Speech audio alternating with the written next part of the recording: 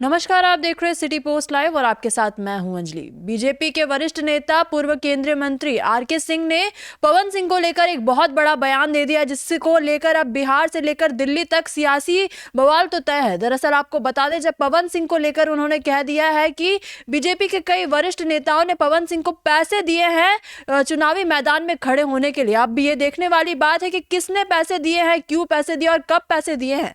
इस पर चर्चा करने के लिए हमारे साथ जुड़ चुके हैं वरिष्ठ पत्रकार दीपक शर्मा। तो सर, पूरा मामला क्या है? देखिए, ये जो आरोप आज लगाया, जो खुलासा किया है, आरोप भी नहीं कहेंगे, खुलासा कहेंगे, यह खुलासा जो किया है आरके सिंह ने, इससे बवाल तो मचेगा।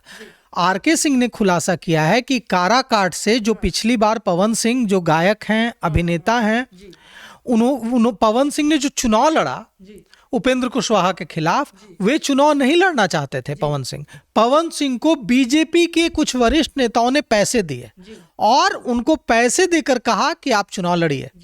और यह आरोप, यह खुलासा आरके सिंह ने किया है कि जो कि पूर्व केंद्रीय मंत्री हैं, बीजेपी के वरिष्ठ नेता हैं, ब्यूरोक्रेट रहे हैं, उन्होंने यह खुलासा किया है कि पवन सिंह नहीं चाहते थे कि काराकाट लोकसभा क्षेत्र से पिछला जो लोकसभा चुनाव है वे लड़े, लेकिन उनको इसके लिए बीजेपी के कुछ वरिष्ठ नेताओं ने, नाम नहीं लिया आरके सिंह ने, लेकिन कहा कि बीजेपी के कुछ वरिष्ठ नेताओं ने पैसे दिए और पैसे देकर कहा कि चुनाव लड़ो।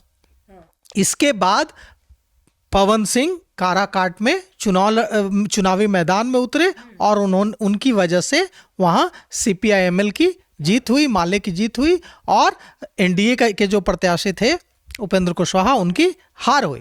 तो अब देखिए, यह आरोप बड़ा है। अब पवन सिंह की ओर से भी इसका जवाब आना है कि पवन सिंह को पैसे दिए तो किस वरिष्ठ भाजपा नेता ने पैसे दिए, क्यों दिए पैसे। अब यही नहीं रुक रहे हैं आरके सिंह कह रहे हैं कि पवन सिंह की इसमें कोई गलती नहीं है। पवन सिंह का बचाव भी कर रहे हैं, कह रहे हैं कि पवन सिंह की कोई गलती नहीं है। पवन सिंह को कहा गया कि पहले तो प्रॉमिस किया गया, वादा किया गया कि आपको टिकट देंगे, चुनाव लड़ाएंगे भारतीय जनता पार्टी से। बाद में टिकट नहीं दिया गया, मना कर दिया गया। अब पहले उत्साहित कर दिया गया कि आपको चुनाव लड़ना है, फिर मना कर दिया गया और फिर इसके लिए पैसे दिए गए कि तुम काराकाट से लड़ जाओ। मतलब कि देखिए, वे कह रहे हैं कि जब पवन सिंह चुनाव लड़ रहे थे तो मेरी बात दिल्ली में जो शीर्ष कुछ बीजेपी नेता हैं उनसे हुई और मैंने कहा कि एक बार अगर आप लोग पवन सिंह को कह देंगे कि बैठ जाओ तो पवन सिंह बैठ जाएंगे। लेकिन किसी ने यह भी नहीं कहा, एक बार पवन सिंह से बात करने की कोशिश नहीं हुई। अब यही वजह है कि काराकाट में एनडीए समर्थित प्रत्याशी उपेंद्र कुशवाहा की हार हुई। वे अपनी हार पर भी खूब बोले हैं। अब आरके सिंह की जो हार हुई आरा में, वहां से जो सुदामा प्रसाद की जीत हुई सीपीआई-एमएल की, इस पर भी वो खूब बोले हैं। उन्होंने यह कहा है कि जो लोग कहते थे कि टीका लगाने वालों को साफ कर देंगे, टिक्की रखने वालों को साफ कर देंगे, अब वे लोग सांसद हैं। सीधा सीधा अटैक माले पर है, सुदामा प्रसाद पर है कि वैसे लोगों को उन्होंने लोगों से पूछा, वे एक सभा को संबोधित कर रहे थे, उसमें उन्होंने पूछा लोगों से कि अब आपको कोई काम होगा तो क्या आप जाएंगे सुदामा प्रसाद के पास, आप तो मेरे पास आएंगे। लेकिन मतलब वो जो दर्द है साफ दिखा। तो अब देखिए, एक बड़ा सियासी बवंडर बिहार की राजनीति में शुरू हो जाएगा, क्योंकि जो संकेत आज दिए हैं आरके सिंह ने, वे संकेत एकदम साफ हैं कि अब वे उन नामों का भी खुलासा कर देंगे जो संकेत उन्होंने दिए। भविष्य में हो सकता है कल, परसों, 10 दिन के बाद हो सकता है वे उन नामों का भी खुलासा कर दें कि किन लोगों ने पवन सिंह को पैसे दिए, किन लोगों ने पैसे दिए और पैसे देने के पीछे क्या मकसद था, इसका भी खुलासा आरके सिंह कर सकते हैं। अब उन्होंने इतना बड़ा बयान दे दिया तो पवन सिंह की ओर से तो कोई प्रतिक्रिया आनी अब तो तय है, तो क्या बोलेंगे? देखिए, पवन सिंह की ओर से प्रतिक्रिया आएगी और पवन सिंह को बोलना पड़ेगा, क्योंकि एकदम साफ है। पवन सिंह की कुछ समय पहले जो उत्तर पूर्वी दिल्ली से सांसद हैं मनोज तिवारी, उनसे भी मुलाकात हुई थी और मनोज तिवारी ने उस समय भी संकेत दिया था कि पवन सिंह बिहार में भारतीय जनता पार्टी में आ सकता है। लेकिन अब देखिए, अगर पवन सिंह को राजनीति करनी है बिहार में, तो इस मुद्दे पर तो उनको बोलना पड़ेगा। उनकी क्रेडिबिलिटी पर सवाल है, उनकी विश्वसनीयता पर सवाल है, साख पर सवाल है कि पवन सिंह जो काराकाट से चुनाव लड़े, इसके लिए उन्हें भारतीय जनता पार्टी के कुछ नेताओं से पैसे मिले और उनको पैसे देकर यह कहा गया कि आप चुनाव लड़िए काराकाट से। अब अगर पवन सिंह इस पर कोई प्रतिक्रिया नहीं देते हैं तो चुप्पी को स्वीकृति समझा जाएगा। मौन, अगर वे मौन रहते हैं तो इसे माना जाएगा कि वे उन्होंने एक्सेप्ट कर लिया है, उन्होंने स्वीकार कर लिया है कि पैसे लिए हैं उन्होंने। अब उन्हें बोलना पड़ेगा, अब उन्हें बताना पड़ेगा जो भी उनका रुख होगा। तो अब हमें भी देखना है कि इस पर क्या प्रतिक्रिया आती है, पवन सिंह की कैसी प्रतिक्रिया आती है, आरके सिंह को लेकर वे कितना तीखा हमला बोलते हैं। और देखिए बवाल तो मचेगा। और अब क्या कब उन नेताओं का नाम सामने आता है जिन्होंने पवन सिंह को पैसे दिए तो कब दिए, क्यों दिए, क्या मकसद था। कोई किसी को अगर पैसे देगा कि आप चुनाव लड़िए तो उसका कोई मकसद होगा, क्या मकसद था। अब इस पर इन सारी चीजों को साफ करना होगा पवन सिंह को।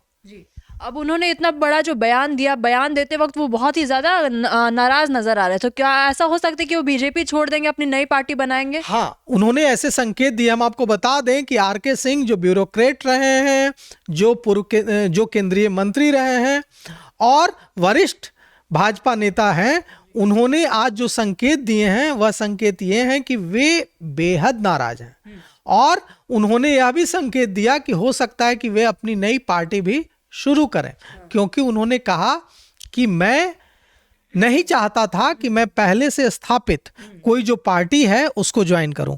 मैं नहीं चाहता था कि मैं जनता दल यूनाइटेड में जाऊं, मैं नहीं चाहता था कि मैं भारतीय जनता पार्टी में जाऊं या किसी भी पार्टी में जाऊं।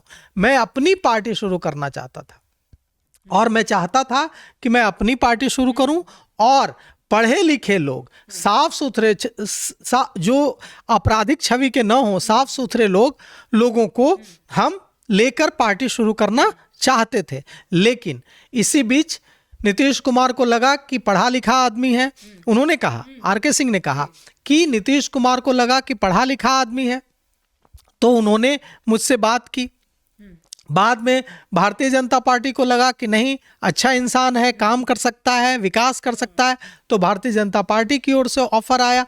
तो मुझे लगा कि भारतीय जनता पार्टी एक नेशनल पार्टी है, तो भारतीय जनता पार्टी में जाना चाहिए और मैं भारतीय जनता पार्टी में चला गया। लेकिन मेरी इच्छा थी कि मैं अपनी एक पार्टी शुरू करूं और ऐसे लोगों के साथ बिहार के विकास के लिए काम करूं जो पढ़े लिखे हैं, साफ सुथरी छवि के हैं और जिनके अंदर बिहार बदलने का सपना है। तो अब देखिए, अब ऐसे समय में वे यह बात क्यों कह रहे हैं जब बिहार में 10 महीने 8 महीने बाद चुनाव होने जा रहे हैं विधानसभा।